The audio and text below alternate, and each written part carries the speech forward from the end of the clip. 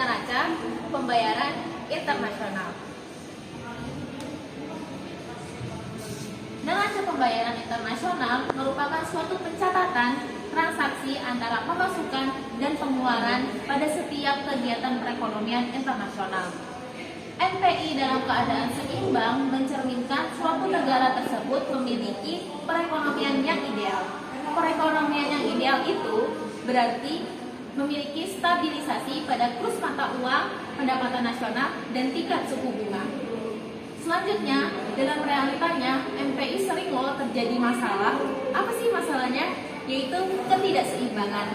Ketidakseimbangan terjadi karena kondisi NPI dalam keadaan defisit atau surplus, sehingga negara terus-menerus melakukan penyesuaian melalui mekanisme penyeimbangan NPI.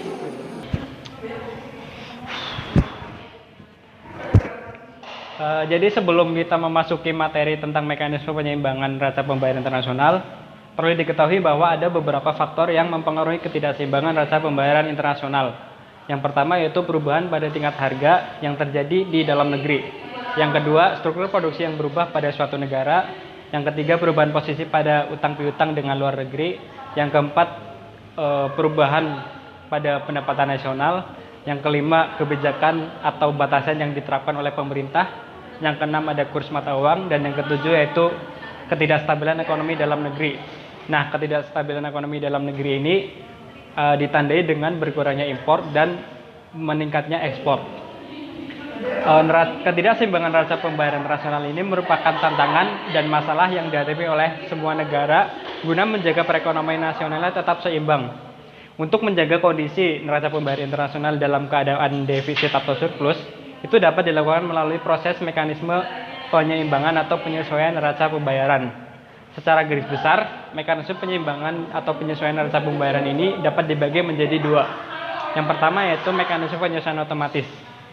Mekanisme penyesuaian otomatis ini merupakan berbagai upaya yang dilakukan guna berbagai upaya penyeimbangan atau penyesuaian yang bersumber dari neraca pembayaran itu sendiri.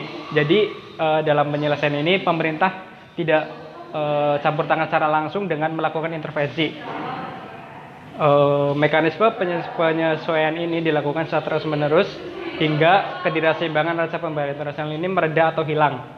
Namun apabila proses ini berlangsung dengan sangat lama dan ketidakseimbangan ini berlangsung secara berlarut-larut, maka pemerintah harus ikut turun tangan dengan membuat kebijakan-kebijakan penyesuaian. Kebijakan-kebijakan penyesuaian itu merupakan mekanisme penyesuaian yang dilakukan pemerintah melalui kebijakan. Dapat 3 mekanisme penyesuaian neraca pembayaran secara otomatis. Nah, yang pertama adalah mekanisme harga, di mana penyesuaian neraca pembayaran dipengaruhi oleh perubahan harga-harga. Mekanisme ini berlaku secara penuh, yang artinya adalah dengan menggunakan mekanisme ini dapat mengembalikan posisi neraca pembayaran sesuai posisi semula, sesuai dengan standar emas. Nah, pertanyaannya adalah bagaimana mekanisme tersebut bekerja. Nah, untuk memahami cara kerja dari mekanisme tersebut, mari kita simak gambar berikut ini. Seperti yang dapat kita lihat dari gambar di samping, pada surplus neraca pembayaran, maka stok uang dalam negeri akan meningkat, di mana akan berpengaruh pada naiknya harga barang dan jasa. Hal tersebut akan mendorong pemerintahan untuk menaikkan impor dan menurunkan ekspor. Nah, berlaku sebaliknya pada defisit neraca pembayaran. Pada kasus defisit neraca pembayaran, maka stok uang dalam negeri akan menurun, yang akan menurunkan harga-harga barang dan jasa. Hal itu akan mendorong pemerintah untuk menurunkan impor dan menaikkan ekspor. Nah, maka dapat dikatakan bahwa perubahan harga berpengaruh pada penyesuaian neraca pembayaran. Nah, yang selanjutnya itu ada mekanisme pendapatan. Mekanisme pendapatan ini merupakan mekanisme penyesuaian neraca pembayaran internasional yang didasarkan pada teori makro Keynes, terutama pada teori multiplier effect. Nah, dalam hal ini apabila ekspor suatu negara meningkat, maka ini juga akan berdampak pada tingkat investasi yang ikut meningkat dan juga pendapatan agregat di suatu negara yang ikut meningkat melalui proses pelipat. Proses pelipat ini dilakukan melalui kebijakan fiskal di mana pemerintah akan melakukan berbagai kegiatan yang bertujuan untuk meningkatkan perekonomian di suatu negara melalui APBN atau Anggaran Pendapatan dan Belanja Negara. Nah, kenaikan pendapatan agregat ini juga akan berpengaruh terhadap tingkat impor. Apabila pendapatan di suatu negara meningkat, maka tingkat impor juga akan ikut meningkat. Nah, apabila dilihat dari persamaan rumus matematis berikut, dalam persamaan matematis ini dapat dilihat bahwa tingkat impor akan sama dengan tingkat ekspor apabila memenuhi kondisi syarat seperti ini. Nah, apabila kondisi syarat ini sudah terpenuhi, ini akan membuat tingkat ekspor otomatis akan meningkat. Lalu melalui mekanisme pendapatan, hal ini juga akan meningkatkan impor sampai dengan jumlah yang persis sama dengan tingkat ekspor. Lalu ketika semuanya sudah sama, maka akan terjadi keseimbangan neraca pembayaran kembali. Selanjutnya, mekanisme moneter. Apa sih itu mekanisme moneter? Mekanisme moneter merupakan mekanisme penyesuaian NPI, di mana mekanisme ini memperhatikan kenaikan stok uang yang dikaitkan dengan tingkat harga. Hal ini kita bisa ilustrasikan. Misal, masyarakat memegang uang sebagai daya beli. Artinya, kita tidak melihat uang tersebut dalam arti nominal saja, akan tetapi dalam arti real juga. Apabila harga naik menjadi 2 kali lipat, maka sebenarnya uang yang dipegang oleh masyarakat akan turun. Hal ini bisa disebut real balance.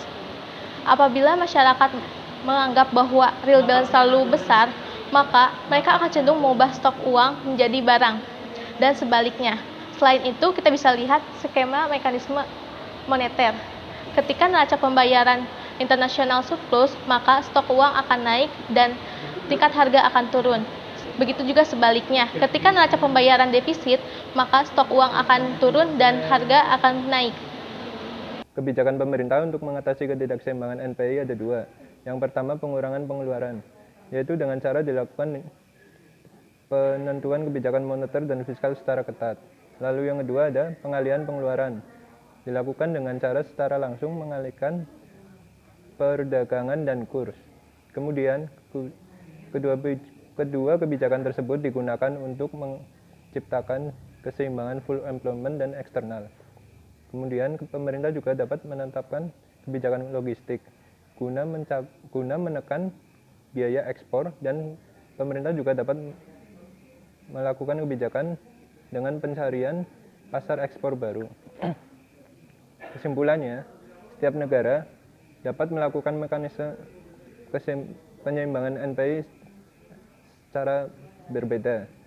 Kesimpulannya, setiap negara dapat menerapkan kebijakan mekanisme masing-masing, tergantung setiap negaranya. Kebijakannya ada 2, yaitu secara otomatis dan kebijakan pemerintah masing-masing tiap negara. Hal tersebut digunakan untuk mencapai keseimbangan NPI secara mantap.